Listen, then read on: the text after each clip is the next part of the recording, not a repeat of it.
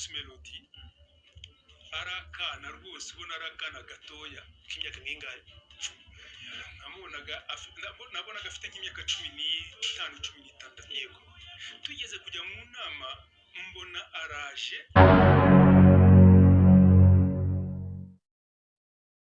Hello dear listeners, ni Kasuko Record Studio nk'ibisanzwe twagarutse n'ibiganiro byacu babwira ati uyu ni wa mwanya dusimbukira ku binyamakuru byandikira kuri internet tukabagezaho inkuru ziryoshye kandi zimeze neza. Babwira ati njye uzibategurira ni DJ Gasaro nk'ibisanzwe.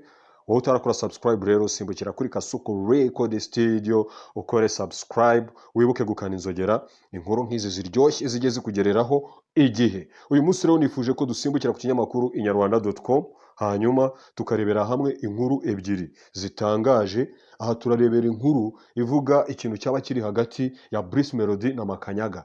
Bivuga yuko hari ibyo baziranyeho kuva kera. Bruce ari umwana w'ingimbi uri mu kigero cy'imyaka 15 ku buryo n'uburyo yitwara muri muzika y'uyu munsi ashobora kuba abikesha Makanyaga. Ibi rero Makanyaga yabitangarije inyarwanda.com, turaje tubyinshiremo muri aka kanya. Hanyuma hakaza indi nkuru ivuga ko Cristiano Ronaldo abantu benshi bakunda cyangwa abantu benshi bakunze ashobora kuba afite inkomoko muri Afrika. Ni inkuru ebyiri dusanga ku nyarwanda.com. Twababwiye ko twe tubagezaho bullet points cyangwa se incamake wakenera kwisesengura ukajyaho ukayisoma mu buryo burambuye.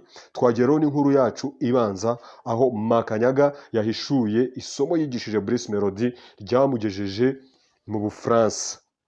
Twihuse inkuru iragira iti Makanyaga Abdul yahishuye isomo yigishije Bruce Melody ryamugejeje mu Bufaransa. Umuririmbyi waboneye abandi izuba mu njyana gakondo Makanyaga Abdul yatangaje ko agenda nishimwe ku mutima ashingiye ku nama yagiriye Bruce Melody n'uyu munsi imuherekeje mu rugendo rwe rw'umuziki nk'umuhanzi wigenga. Bruce Melody yakunze kugaragara cyane mu bikorwa byinshi aririmba indirimbo za Makanyaga Abdul ndetse akavuga ko ari umuhanzi ufite ibihangano yakunze. Ni nako bimeze kuri Makanyaga Abdul kuko nawe yagiye ashyira imbere cyane gufasha abahanzi bakiri bato mu rugendo rw'umuzika. Makanyaga na Bruce Melody bagiye banahurira mu bitaramo bitandukanye byabereye hirya no hino mu gihugu ndetse bigeze no guhura mu gitaramo cyabereye mu Bufaransa. Uyu muririmbyi uzwi cyane mu bihangano byubakiye ku mudiho wa gakondo ndetse imyaka irenga 50 afatwa nk'umuhanzi utanga ibyishimo ku bisekuru byombi. Aha rero ibi ni ibyatangajwe na Makanyaga Abdul aho arimo arakomeza asobanura uburyo azi Bruce Melody kuva ari umwana ndetse akaba hari inama yamugiriye zamugejeje cyangwa se zatumye aba ari uwo ari we uyu munsi. Twihuse nubwo bimeze gutya ariko uyu muhanzi nta ndirimbo nshya aheruka gushyira ku isoko, ariko avuga ko muri studio abitsemo indirimbo nyinshi azasohora mu gihe kiri imbere. Mu kiganiro cyihariye n'inyarwanda.com Makanyaga Abdul yavuze ko mu myaka ishize ari mu muziki yishimira umusanzu yatanze ku rugendo rwa Bruce Melody. Yavuze ko azi uyu muhanzi akiri umwana kandi ko yamubonanaga inyota yo gukora umuziki ubwo yari mu kigero cy'imyaka 15 y'amavuko.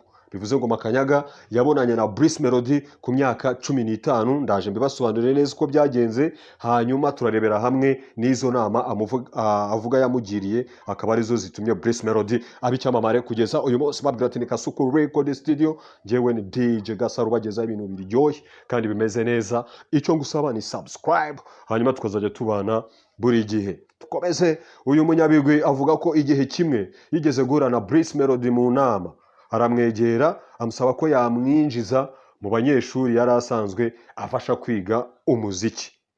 Makanyaga ati twigeze kujya mu nama mbona Bruce Melody aranyegereye arandeba aransuhuza ndamusubiza turicarana, ageze aharambwira ati muze nkunda indirimbo zawe.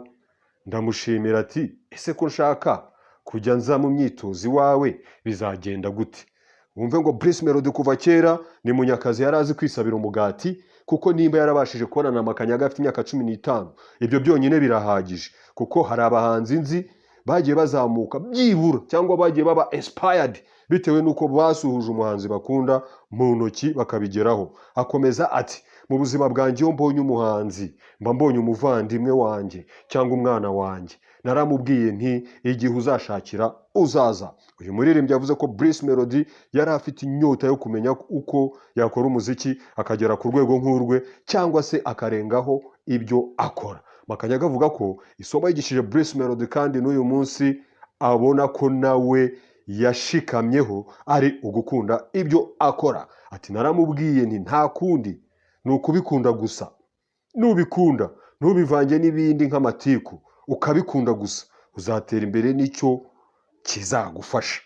Yavuze ko yakomeje ibiganiro na Bruce Melody ariko ko atigeze azamusanga mu rugo ngo amwigishe. Uyu muririmbyi avuga ko atibuka neza igihe yahuriye na Bruce Melody muri iriya nama, ariko ko yatunguwe ubwo bahuriraga mu Bufaransa mu mwaka wa 2018. Bivuze ngo icyo uzaba muragendana. Turakomeza mbabwira ati ni inkuru iri ku Nyarwanda.com. Njye ni DJ Gas arubagezaho ibintu biryoshye. Hanyuma inkuru igakomeza igira iti Makanyaga yishimira ko ibyo yabwiye Bruce Melody yabigize akabando yicumba na n'uyu munsi, ndetse buri gihe iyo asohoye indirimbo amutera imbaraga. Yavuze ko kuba Bruce Melody akunze kugaragara cyane asubiramo indirimbo ze ni ikintu gishimishije. Ati biragushimisha ukabona ko uwo muntu aho ari kujya uhareba.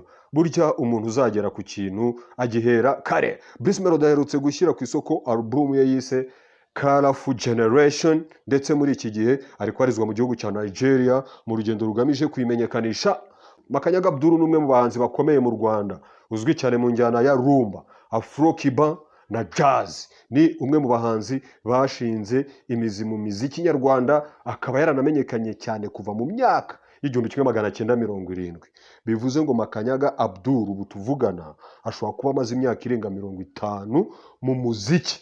Bivuze ngo ni ikigugu. Azwiho kuririmba ibihangano byuje ubutumwa bw'urukundo, ubuzima n'ubusabane. Indirimbo ze zifite umudiho wa rumba, zuke na afro kiba, zishushanya injyana y'umuziki wa kera mu Rwanda.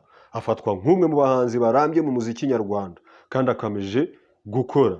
Yamenyekanye cyane mu ndirimbo nka Rubanda, Shansi Shuti, Uri Mwiza, Maria Jeanne, Nzakwibuka n'izindi nyinshi. Afite ijwi ryoroheje kandi rihumuriza. Asanzwe ari umuririmbyi w'inararibonye washyize imbere umwimerere w'injyana gakondo, ariko anayivanga n'imiziki yo hanze. Nubwo amaze imyaka myinshi mu muziki, aracyagira igikundiro gikomeye ku bakunzi b'umuziki wa kera no mu rubyiruko. Yahawe ibihembo bitandukanye by'umuziki kubera uruhare yagize mu guteza imbere injyana gakondo mu muziki wa live. Akunze gutumirwa mu bitaramo by'umuziki nyarwanda byibanda ku bahanzi b'inararibonye. Bivuze rero ngo Makanyaga ntabwo ari umuntu wo gukinisha. Ariko mbibutsa ko Bruce Melody we yasuzanyije na Makanyaga imbona nkubone afite imyaka 15. Makanyaga Abdul niwe muhanzi wagiye ahabwa agaciro mu mateka y'umuziki w'u Rwanda kubera ubunararibonye bwe no kuba ari umwe mu baririmbyi bagikora umuziki kugeza uyu munsi. Babwira ati rero uyu ni Makanyaga Abdul Vieux Papa Musique. Hanyuma rero akaba yavugaga uburyo yamenyanye na Bruce Melody à l'âge de 15. Icyo gihe Bruce Melody yari afite imyaka 15, amusaba ko yamwinjiza mu itorero yigisha. Hanyuma nubwo bitabaye ngo amwigishe, ariko amagambo bagiranye cyangwa ikiganiro gito bavuganye kigaragaza ko Bruce Melody yagitaye mu gutwi. Ibi rero byatangajwe na Makanyaga Abdul, akaba ari inkingi ya mwamba mu muziki nyarwanda, aho yari arimo aganira n'ikinyamakuru Inyarwanda.com. Mukomeze mugubwe neza, ariko niba bishoboka mwakwihangana tukarebaho akantu gato Makanyaga avuga uburyo azi Bruce Melody. Ngira ngo video murayibona. Uyu akaba ari Makanyaga Abdul avuga uburyo azi Bruce Melody guhera ku myaka 15. Icyo gihe nibwo bwa mbere bahuye. Babwira ati ni Kasuku Record Studio. Ikiganiro ni inkuru zicaracara kuri internet tubasomera umunsi ku wundi. Dukomeze n'inkuru yacu ikurikira, aho igira iti Cristiano Ronaldo afite inkomoko muri Afrika. Ibintu 5 bitangaje utamenye kuri Cristiano Ronaldo wujuje imyaka 40. Akaba ari inkuru igana ku musozo w'ikiganiro cyacu, tukaba tugiye kuyicamo twihuta cyane. Ni umunsi udasanzwe ku isi, by'umwihariko mu bakunzi b'umupira w'amaguru, kuko ari umunsi rutahizamu Cristiano Ronaldo wihebewe na benshi yabonye izuba.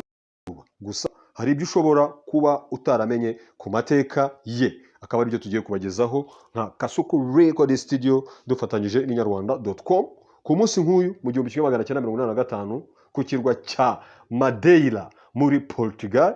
Byari ibyishimo mu muryango wa Maria Dolores dos Santos n'umugabo we José Denis Aveiro, aho bibarutse umwana w'umuhungu bahisemo kwita Cristiano Ronaldo dos Santos Aveiro. Kuri uyu wa gatatu Cristiano Ronaldo yujuje imyaka 40 y'amavuko. Ni ibyishimo kuri we n'umuryango we ndetse na miliyoni y'abamwibeye hirya no hino ku isi. Ushobora kuba ubizi ko ari we mukinnyi watsinze ibitego byinshi kuva muri ruhago yabaho, ndetse akaba afite imipira ya zahabu igera kuri 5, ibikombe bya UEFA Champions League bigera kuri 5, kuba ari we watsinze ibitego byinshi muri Champions League, kuba ari we mukinnyi ukurikirwa cyane kuri Instagram n'utundi duhigo yisangije. Gusa hari ibintu 5 ushobora kuba utaruzi ku buzima bwe, ari nabyo tugiye kugarukaho uyu munsi, kuva ku nkomoko ye kugeza ku byo utamenye mu buto bwe. Waruzi ko Cristiano Ronaldo afite inkomoko muri Afurika? Ati reka da. Aha rero inkuru iragira iti buriya nyirakuruza wa Cristiano Ronaldo ku ruhande rwa papa we witwaga Isabel da Piedade ni umunyafurikakazi ukomoka mu birwa bya São Vicente muri Cape Verde. Ni ku myaka 16 Isabel nibwo yavuye muri Cape Verde yerekeza ku kirwa cya Madeira, ari naho Cristiano yavukiye. Muri iyo myaka abanya Cape Verde benshi bakundaga kuva mu gihugu cyabo berekeza muri Portugal, dore uko ari nacyo gihugu cyabakolonije. Abenshi rero mu batuye ku kirwa cya Madeira cyo muri Portugal mu myaka yashize bafite inkomoko muri Cape Verde. Akaba rero yari iri kuri cyangwa se iri kuri Afurika muri rusange. Ubwo nyina yari amutwite yashatse gukuramo inda ye. Icyo ni ikintu cya kabiri utigeze umenya ku mateka ya Cristiano Ronaldo. Nyina amutwite yashatse gukuramo inda kubera ikibazo cy'ubukene cyiyongeraga ku kuba umugabo we yari umusinzi ruharwa, ndetse no kuba yarabonaga abana be ari benshi nabo ubwabo bakabarera bigoranye. Byatumye nyina wa Cristiano atekereza gukuramo inda ye. Uyu yaraje ari umwana wa 4 muri uriya muryango utari wifashije. Cristiano yatabawe nuko umuganga wa nyina yanze gukuramo inda ye. Nyina ahebera urwaje aramubyara. Papa we yari umusinzi ruharwa ku buryo kumubona atasinze byabaga ari imboneka rimwe. Tariki ya 6 Nzeri muri 2005 nibwo uyu mugabo wari ufite imyaka 52 yapfuye azize kunanirwa k'umwijima byatejwe n'inzoga nyinshi. Akaba ari nayo mpamvu Cristiano Ronaldo yarahiye kutazakoza inzoga mu kanwa ke. Babwira ati buriya igihe umubyeyi akora ikintu kikakubera isomo ariko kikanakurinda, ni ngombwa rero yuko tugendera cyangwa se twigira ku babyeyi bacu kugira ngo tuzavemo abantu bazima. Cristiano Ronaldo aho ni ku kintu cya gatatu utari umuziho. Cristiano Ronaldo yiswe Ronaldo kuko papa we yakundaga cyane Ronald Reagan wayoboraga Amerika. Aba ariyo mpamvu amwita Cristiano Ronaldo, kuko icyo gihe muri Amerika hari umuperezida bitaga Ronald Reagan. Nujya muri history uraza gusanga ari umwe mu baperezida babayeho kandi bayoboye Amerika. Akaba ari perezida wa 40 wa Leta Zunze Ubumwe za Amerika. Ronald Wilson Reagan niwe wabaye imbarutso y'izina Ronaldo kuko papa we yaramukundaga bya hatari.